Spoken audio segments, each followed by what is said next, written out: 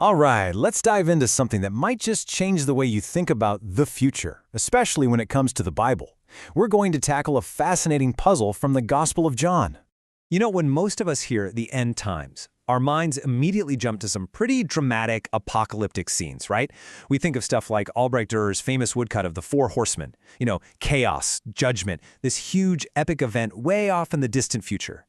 That's the picture most of us have in our heads. But here's the thing. The Gospel of John paints a totally different and, let's be honest, kind of confusing picture. It makes you ask this wild question. What if the future isn't just something we're waiting for? What if, in a really important way, it's already here?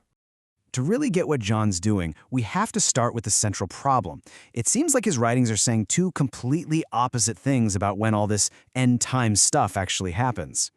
And this is where the puzzle really takes shape. See, on one hand, John says things that make it sound like the future is now. He says believers already have eternal life, that Satan has already been judged. But then, in the same breath, he talks about the future being, well, later. He says Jesus will come again, and there will be a final resurrection. So what is it? Is it now, or is it later? For a long time, this apparent contradiction pushed scholars into one of two camps. The first group basically said, it's all now. This view is called realized eschatology.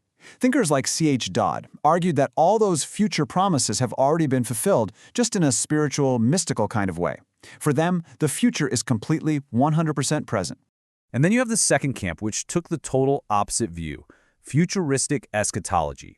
These scholars, focusing heavily on books like Revelation, claim that pretty much everything is still in the future. The real action hasn't even started yet. It's all still to come. So you've got these two opposing ideas. One says it's all now, the other says it's all later. So who's right? Well, what's fascinating is that most scholars today have landed on a more elegant answer. They say the truth is, it's both. And this leads us to the solution, a brilliant concept often called the already and the not yet. Seriously, this idea is the key that unlocks John's entire way of thinking about the world. Now, the fancy, technical term for this is inaugurated eschatology. I know, it's a mouthful, but let's just break it down. Inaugurated simply means launched or kicked off.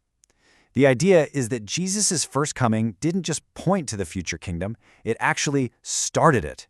The end has already begun, even though it's not yet finished. And this is probably the best analogy you'll ever hear for it. Think about D-Day in World War II. The invasion of Normandy was the decisive battle, the turning point.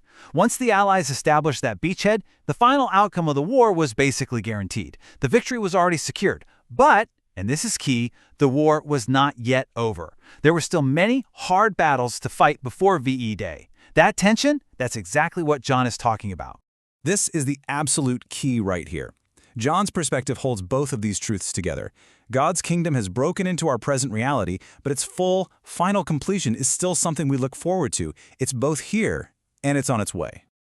So once you have this already not yet key in your hand, you start to see how it unlocks all these other massive themes all throughout John's gospel.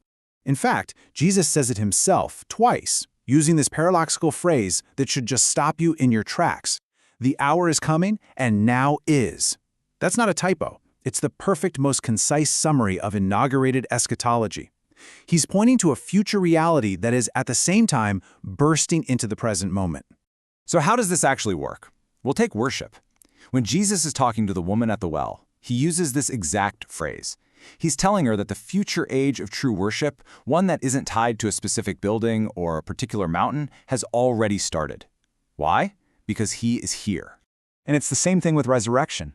When he's talking to Martha, who's grieving her brother, she says she knows he'll rise again in the future, on the last day. But Jesus pushes back and says, I am the resurrection and the life. He's saying that for those who believe, they've already passed from spiritual death to life. This present spiritual reality is the down payment, the guarantee of the physical resurrection to come. Okay, so this is all really fascinating, but what's the big takeaway? Why does this even matter for how we live our lives right here, right now?